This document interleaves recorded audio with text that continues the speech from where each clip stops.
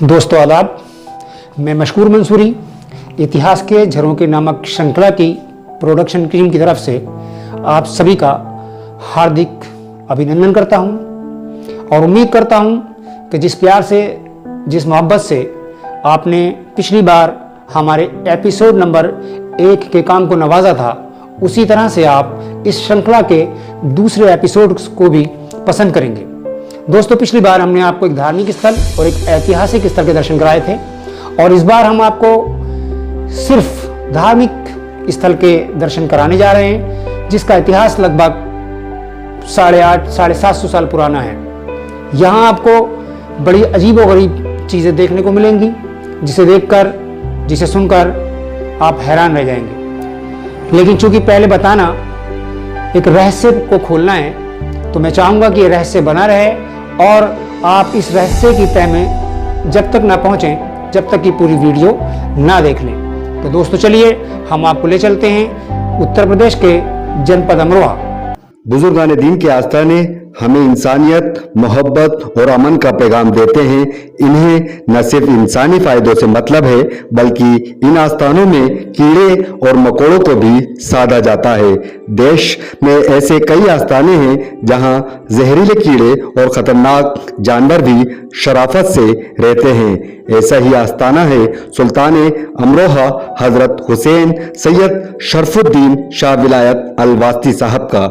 जी हाँ, देश की राजधानी दिल्ली से 160 किलोमीटर दूर यूपी के जनपद अमरोहा में बिच्छू वाली दरगाह के नाम से मशहूर इस आस्थाने की कई करामात देखी गई हैं। जैसे यहाँ बीमार को शिफा, बेरोजगार को रोजगार नसीब होता है, तो वहीं बुरे सायों से भी इंसानों को सुरक्षित रखा जाता है।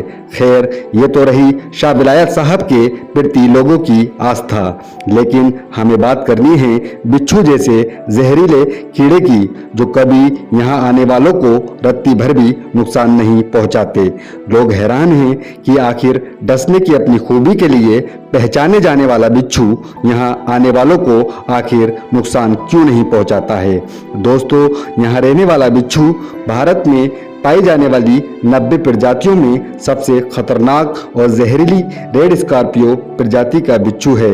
लेकिन शाह विलायत के दरबार में हाजिरी देने वालों को ये बिल्कुल नहीं काटता है, जबकि डॉक्टर्स के मुताबिक इस प्रजाति के बिच्छू द्वारा काटे जाने से इंसान की मौत होना या उसका पैरालाइज होना तय है। शाह विलायत आस्थाने के खादिम आदिल जफर खान ने बताया कि यहाँ पर रहने वाले बिच्छू को अगर आप अपने घर भी ले जाएं तो ये तब तक नहीं काटेगा जब तक कि इसको घर पर रखने की मियाद पूरी ना हो जाए।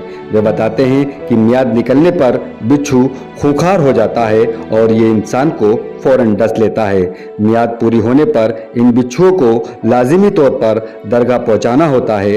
हजरत शाह विलायत की दरगाह पर आने वाले अकीदतमंद बेखौफ होकर बिच्छू को अपने हाथों पर रखकर खूब खेलते हैं। लेकिन क्या मजाल कि बिच्छू शाह विलायत के दरबार में किसी को नुकसान भी पहुंचा सके। आखिर बिच्छू वाली मज़ार पर बिच्छू लोगों को क्यों नहीं काटते? दरअसल इसके पीछे करीब 800 साल पुरानी कहानी बताई जाती है, जिसके मुताबिक शाह विलायत साहब जब अमरोहा आए तो यहाँ पहले से ही मौजूद बाबा नसरुद्दीन को उनके क़याम पर एतराज़ हुआ था, जिसके चलते उन्होंने बाबा शाह विलायत को कटोरे में भरकर पानी भेजा था, जिसका जवाब उन्होंने कटोरे के पानी पर फूल रखकर दिया था। एक दूसरे को पीछे हटने पर मजबूर करने का यह सिलसिला काफ़ी लंबा चला और आखिर में बाबा नसरुद्दीन ने बाबा शाह विलायत से कहा कि उनके आस्थाने में सांप बिच्छू रहेंगे, जिस पर शाह विलायत ने कहा कि यहाँ सांप बिच्छू रहेंगे ज़रूर, लेकिन किसी को काटेंगे नहीं। तब से ही ये माना जाता है कि बाबा शाह विलायत की वजह से यहाँ रहने वाले सांप बिच्छू किसी को काटते नहीं हैं और तभी से शाह विलायत बिच्छू वाले बाबा के नाम से मशहूर हो गए।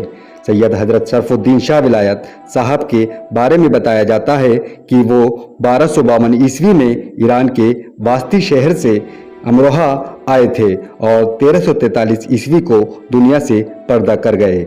इनके बगल में पूरब दिशा में इनकी बीबी और उत्तर दिशा में इनकी बेटी और बेटे की कब्र है, जबकि पश्चिम दिशा में इनके घोड़े की कब्र है, जो दीवार के प्रतीकात्मक रूप में मौजूद है। इस दीवार रूपी कब्र के बारे में बताया जाता है कि शाह विलायत साहब इसी घोड़े पर सवार होकर अमरोहा आए थे।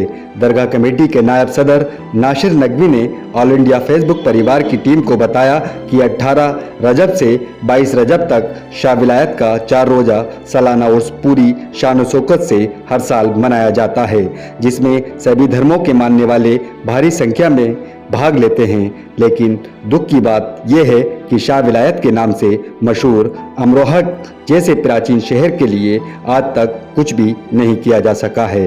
अगर यहाँ के जनप्रतिनिधि चाहते तो अमरोहा आज पर्यटन नगरी के नाम से देश विदेश में अपनी शोहरत के झंडे गाड़ चुका होता। लेकिन अफसोस यहाँ सियासत करने वालों का मकसद अमरोहा को नहीं बल्कि खुद को चमकाना रहा है। मैं king Ali Ashrafi all India Facebook परिवार के लिए अपने सहयोगी राहुल कुमार के साथ जनपद अमरोहा।